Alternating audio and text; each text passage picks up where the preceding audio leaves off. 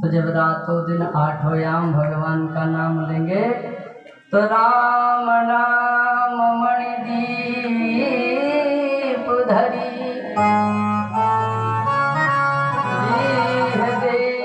हरि द्वार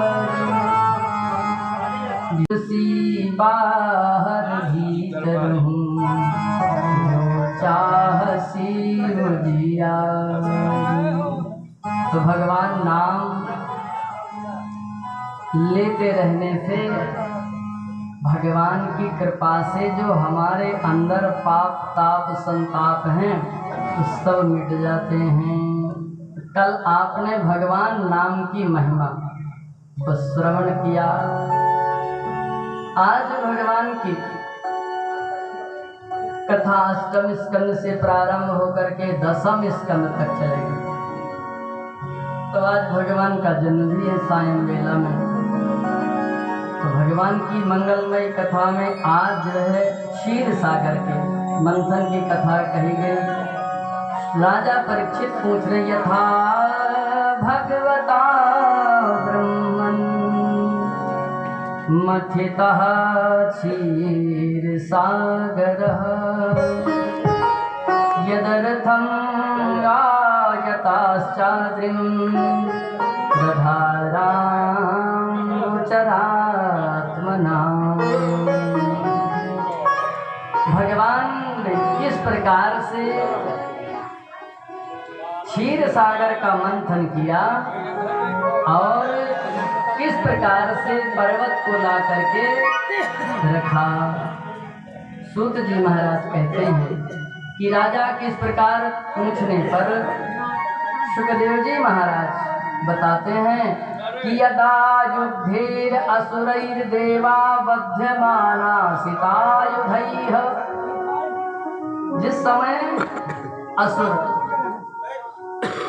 देवताओं से राज्य छीन लिया तो देवता सब भगवान ब्रह्मा जी के पास गए और ब्रह्मा जी क्षीर साई भगवान के यहाँ पहुँचे और वहाँ जाकर के अपने दुख का कारण बताया कि महाराज इस समय देवता असुरों से त्रस्त हैं, इसलिए आप कोई उपाय बताइए। तो भगवान ने कहा कि देखो ये हर बार हम आपकी कहाँ तक सहायता करते रहेंगे, इसलिए ऐसा करते हैं कि क्षीर सागर का मंथन करो, जल्दी करो। तो क्षीर सागर के मंथन से आपको अमृत मिलेगा, तो उस अमृत का पान कर लेने से आप अमृत को प्राप्त हो जाएंगे। लेकिन इसके लिए असुरों की आवश्यकता है, माने दानव भी इसमें चाहिए। तो क्षीर सागर का मंथन हमारा हृदय है, तो हमारे हृदय में दो वृत्तियां मंथन करती हैं, एक सात्विक एक तामस। तो हमारे अंदर एक बार जो है सात्विक वृत्ति आती है तो लगता है कि सब कुछ छोड़ करके चले जाओ, भगवान का भजन करो, कोई किसी का नहीं है। लेकिन दूसरी घड़ी जब राजस आती है तो राजस कहता है कि नहीं, ये जो हमारे वैरी हैं ये मानते नहीं है, भगवान भी बाण और धनुष लेकर के इनका वध किए हैं, तो बंदूक उठाओ और इनको मार दो गोली। फिर आएगी तामसी वृत्ति, तो तामसी वृत्ति में राक्षस बनने का मन चलता है, चलो डकैत बन जाते हैं, संसार डरेगा हमसे। तो ये मन में वृत्तियां चालू रहती हैं और हर समय ये वृत्ति आती रहती। कभी बहुत बड़ा इंसान बनने का मन में सपना होता है, कभी चोर बनने का, कभी डाकू बनने का।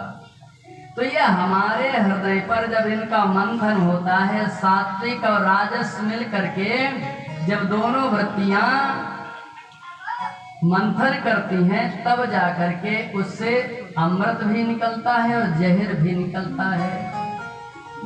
मंथन करने के लिए देवताओं ने कहा कि महाराज मंथन तो कर लेंगे, लेकिन मान लो कि अमृत निकला भी तो दैत्य हमसे बलशाली है, ले जाएंगे जबरदस्ती। तो भगवान ने कहा उसकी व्यवस्था हमारे ऊपर छोड़ो, हम उसकी आपकी व्यवस्था कर देंगे। और लेकिन ये है कि आपको इनसे संधि करनी पड़ेगी।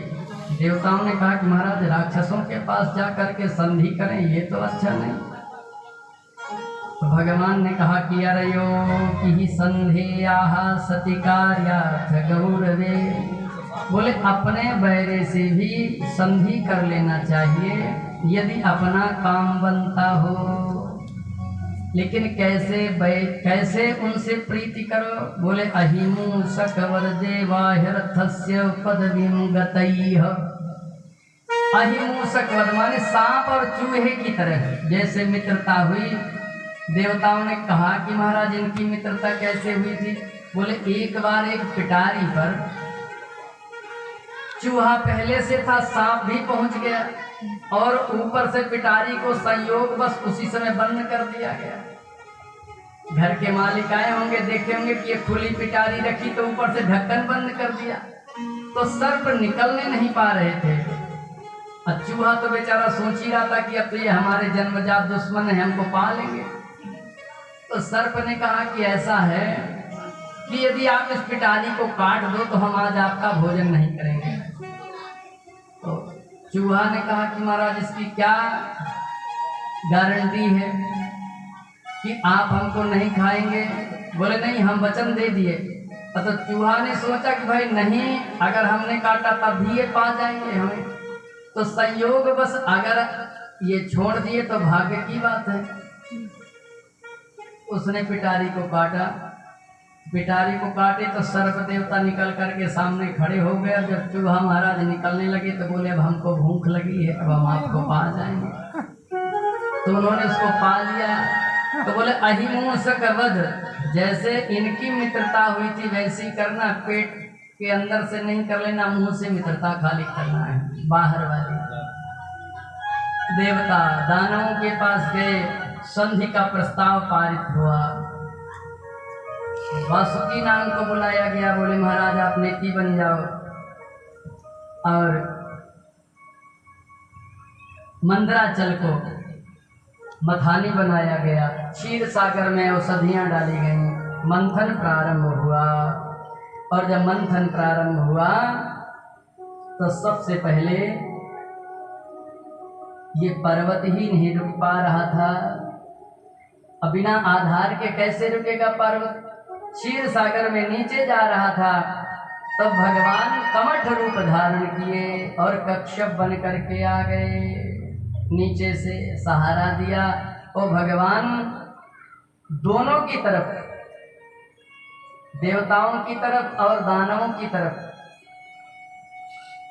मंथन करवाने लगे। भगवान ने कहा कि देखो देवताओं, दैत्यों से उल्टा काम करना। यदि तुम कहोगे कि हम मुख की तरफ पकड़ेंगे तो ये पूंछ की तरफ पकड़ेंगे, और यदि कहोगे कि हम पूंछ की तरफ पकड़ेंगे तो ये कभी नहीं मुंह की तरफ पकड़ेंगे। इसलिए अगर तुमको अपना शरीर बचाना है तो इनसे ये कहना कि हम श्रेष्ठ हैं और सर्प का मुख श्रेष्ठ होता है, पवित्र होता है, इसलिए हम मुख की तरफ पकड़ेंगे, तुम राक्षस हो इसलिए पूंछ की तरफ रहो।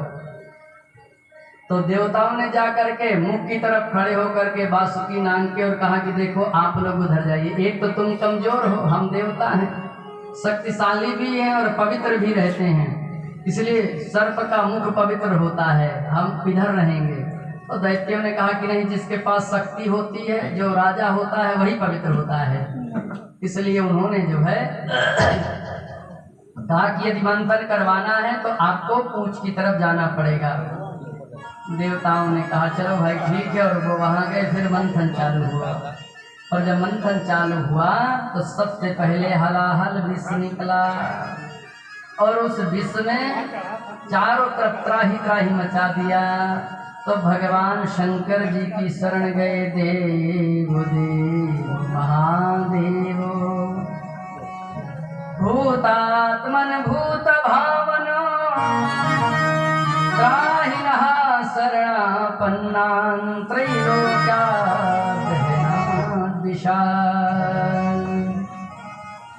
बोले हे प्रभु देव देव महादेव, हम आपकी शरण हैं, आप हमारी रक्षा करिए।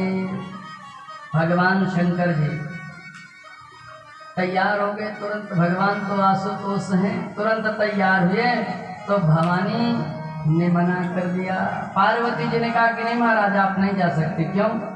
बोले आप हमारे पति हो, और पति को कोई भी पत्नी जो है ये करो कि इनको जाने दीजिए। लेकिन भगवान शिव जी क्या कह रहे हैं? स्वैः प्राणिनः पान्ति साधवः क्षणभंगुरैः। बोले जो साधु लोग होते हैं वो क्या करते हैं? बोले अपने प्राणों से दूसरे के प्राणों की रक्षा करते हैं। क्यों? बोले ये क्षणभंगुर शरीर है, इसके नष्ट होने में समय नहीं लगता है। इसलिए हमको अपने प्राणों से ज्यादा दूसरे के प्राणों की रक्षा करनी चाहिए। दिखा दी तो पार्वती जी ने कहा कि महाराज संसार का ठेका आप ही लिखा रखे हैं, आप ही सबके प्राणों की परवाह करते हैं, आपके प्राणों की परवाह किसी को नहीं है। तो भोलेनाथ जी ने कहा कि हमारे प्राणों की जिनको परवाह है उनकी परवाह में संसार की परवाह दबी हुई है। तो हमें चिंता नहीं उनकी, उन्हें चिंता हमारी है। हमारे प्राणों के रक्षक सुदर्शन चक्रधारी है, आप चिंता ना करो। भगवान शिव जी जाते हैं और जहर को लेकर के उन्होंने पान कर लिया। और फिर जो है जैसे भगवान शंकर जी ने जहर का पान किया तो गला उनका नीला हो गया।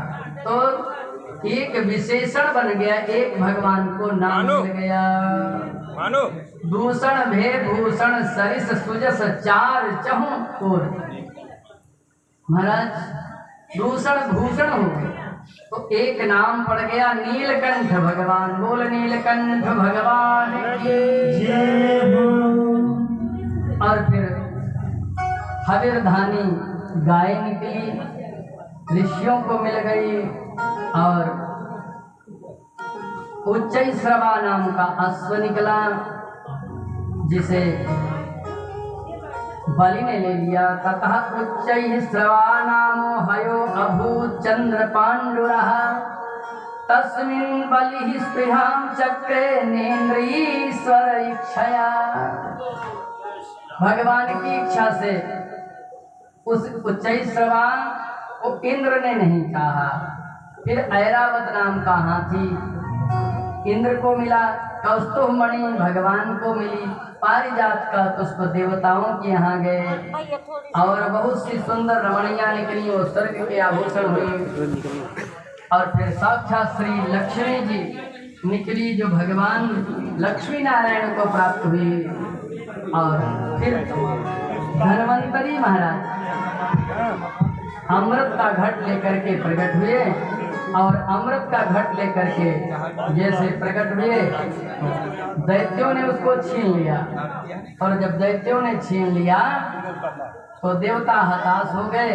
और उसी समय भगवान की कृपा से जयंत ने अमृत के घड़े को उठा लिया। और जयंत इंद्र का पुत्र है, जयंत घड़ा लेकर के भगा। तो वहां से इसने 4 जगह उस घड़े को खोल करके पान करने का प्रयास किया, पर वो 4 जगह में सफल नहीं हो पाया। क्षीर सागर से चले हरिद्वार में नहीं पान कर पाए। थोड़ी सी अमृत की बूंदें गिरी जिससे वहां भी जो है महाकुंभ का आयोजन होता है। हरिद्वार क्षिप्रा नदी के किनारे महाकाल नगरी उज्जैनी, प्रयागराज और नासिक, और फिर वही क्षीर सागर पहुंच गए। और तब जो है दैत्यों ने अमृत को लिया। जैसे ही अमृत लिया वैसे ही भगवान मोहिनी रूप धारण करके आ गए। और भगवान को देख करके दैत्यों ने कहा कि अरे आप कहाँ से आई हो, कौन हो? आप ऐसा करो कि ये हमारे अमृत का बंटवारा कर दो। तो भगवान ने कहा कि अरे हमसे बंटवारा करवाना चाहते हो? आप हमको जानते हो कौन है? बोले कथम कश्यप दायादा कौशल्यामयि संगताः विश्वासं पंडितो जातो कामुनि सुनयाति। बोले कश्यप दायाद मतलब कश्यप के वंशज पुत्र पौत्र आदि बोले आप लोग हमसे विश्वास रखते हो क्यों? बोले साला प्रकाराणाम स्त्रीणाम स्वयीनाम सुरत दिशम। बोले जो दुष्ट स्त्रियां होती हैं, स्वैरिणी होती हैं,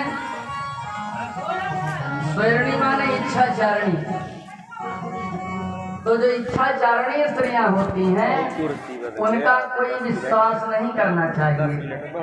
और जो नक्षी जीव होते हैं जैसे सिंह व्याघ्र आदि, उनका विश्वास नहीं करना चाहिए कि वो कब ना बदल जाएं। और जो भी इनके विश्वास में जाता है वो मारा जाता है। पर इन्होंने कहा कि नहीं, हम आपके ऊपर विश्वास करते हैं। तो भगवान ने कहा कि देखिए, हम आपका बंटवारा तो कर सकते हैं, लेकिन अगर हम किसी को ज्यादा किसी को कम पिला दें तब आप हमारी जो है अवहेलना नहीं करिएगा। तो उन्होंने कहा ठीक है, आप कम ज्यादा तो पिला देना, लेकिन पिलाना सबको। भगवान ने कहा ठीक है, हम आपको सबको पिलाएंगे। बोले असुराणाम सुधादानम सर्पाणाम दुर्जयम। बोले असुरों को, राक्षसों को अमृत पान कराना ऐसा है जैसे सर्प को दूध पिलाना है। सर्प को पालना बड़ा जो है दुराग्रह पूर्ण है। तो महाराज आप जो है ऐसा करो कि अलग अलग बैठ जाओ, देवता अलग बैठ जाएं और दानव अलग बैठ जाएं। कल्पयित्वा पृथक पंक्ति उभयो, दोनों जो है अलग अलग बैठो, तब हम आपको अच्छे से ये अमृत पिलाएंगे। तो जैसे राक्षस एक तरफ बैठे एक तरफ देवता, तो भगवान देवताओं की तरफ से बांटना चालू किए। तो दैत्यों ने कहा कि हमारी तरफ से आप क्यों नहीं बांट रहे हो? तो भगवान ने कहा कि देखो, हमने पहले ही कहा था कि हमारे किसी काम पे आप रोक टोक नहीं लगाइएगा। तो बोले रोक टोक तो नहीं लगाए, हमको कारण तो समझ में आना चाहिए। तो बोले देखिए, जैसे मट्ठा निकाल करके रखो, बहुत देर रखा रहता है तो नीचे नीचे जम जाता है, ऊपर ऊपर पानी हो जाता है। तो अमृत भी निकले, बहुत देर हो गई तो असली अमृत नीचे है। दवा भी आप दवा लेने जाते, दुकान वाला कहता है हिला करके इसको पीना। तो अभी हमने मटकी को हिलाया नहीं है। इसमें जो पतला वाला अमृत है वो तो देवताओं को दे रहे हैं, आप तो हमारे बड़े प्यारे हो, इसलिए आपको गड्ढा गड्ढा अमृत पिलाएंगे। दैत्यों ने सोचा सही कह रही हैं, कोई बात नहीं है। बेचारे आस लगाए रहे और भगवान ने सारा अमृत जो है देवताओं को पिला दिया। तो राहु जो है बड़ा चालाक दैत्य था, उसने कहा कि पता नहीं फिर मिले ना मिले। तो सूर्य चंद्रमा के बीच में बैठा और भगवान अमृत डाल रहे थे, उन्होंने ध्यान नहीं दिया, इनको मिल गया अमृत। इन्होंने तुरंत पिया, किसी की तरफ देखा नहीं कि हमें मिला है। और जैसे सूर्य चंद्रमा ने बताया कि ये राक्षस को भी आपने पिला दिया, भगवान का सुदर्शन चक्र चढ़ा तो 1 के 2 हो गए, राहु और केतु बन गए। अब जैसे राहु की मृत्यु हुई, वैसे ही दैत्यों में खलबली मच गई और दोनों में युद्ध प्रारंभ हो गया। युद्ध में देवताओं को विजय मिली, दैत्यों को पराजय मिली। बहुत सारे देवताओं ने दैत्यों का वध कर दिया।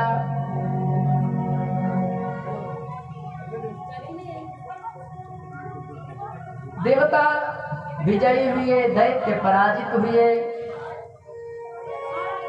अब इनके जो गुरु जी थे शुक्राचार्य जी महाराज, उसना जीवयामास संजीवनी विद्या,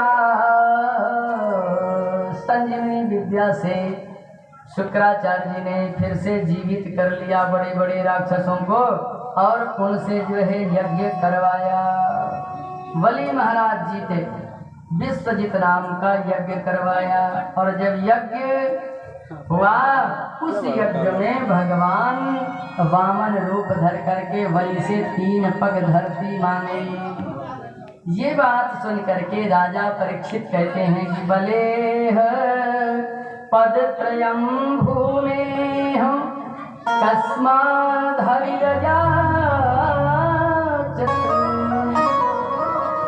भूतेश्वरः कृपणवल्लब्धार्थोऽपि बबन्धतम् एतद्वेदुमिच्छामो महत्कौतूहलं हिनः। बोले भगवान बलि से 3 पग धरती क्यों मांगे? गुरुदेव ये बताइए। और आपने कहा कि बलि ये 3 पग धरती नहीं पूरी कर पाए तो उनको बांध लिया गया। अरे उसने अपना राज्य जो था वो दे दिया और फिर उसको बांधा क्यों गया? तो ऐसा लगता है कि भगवान भी लोभ करते हैं। अरे तीसरा पग नहीं था तो क्या करें, सामने वाले के पास होता तो दे देता। सुखदेव जी महाराज कहते हैं कि पराजित श्रेर सुभिश्चहापितो हीन्द्रेण राजन भृगुभिः सजीवत सर्वात्मना तान् भजद्रघुं बलिः शिष्यो महात्यर्थ निवेदनेन। इंद्र देवता राक्षसों से पराजित होकर के इधर उधर घूम रहे हैं। भृगु जी महाराज अपने शिष्यों को लेकर के अर्थनित्य का इकट्ठा कर रहे हैं। धीरे धीरे समय व्यतीत होने लगा। 100 अश्वमेध यज्ञ करने का मन बना लिया। बलि महाराज ने संकल्प लिया। 100वां अश्वमेध यज्ञ हो रहा था। 99 हो गए थे। एक दिन अदिति माँ के घर यहाँ कश्यप जी महाराज पहुंचे। कश्यप जी महाराज पहुंचे और इधर भृगु महाराज के संरक्षण में असुरों ने देवताओं को पराजित कर दिया और फिर से स्वर्ग पर अपना शासन कर लिया। इंद्रादिक देवता फिर जो है त्रस्त होकर के पृथ्वी पर इधर उधर घूमने लगे। तो उनकी माता अदिति को बड़ी चिंता हुई। अदिति जो है बड़ी शोकातुर रहने लगी। एक दिन कश्यप जी महाराज पहुंचे। एकदा कश्यपस्तस्य आश्रमं भगवान गात् निरुत्सवं निरानन्दं समाधिर्तीरतश्चिरात्।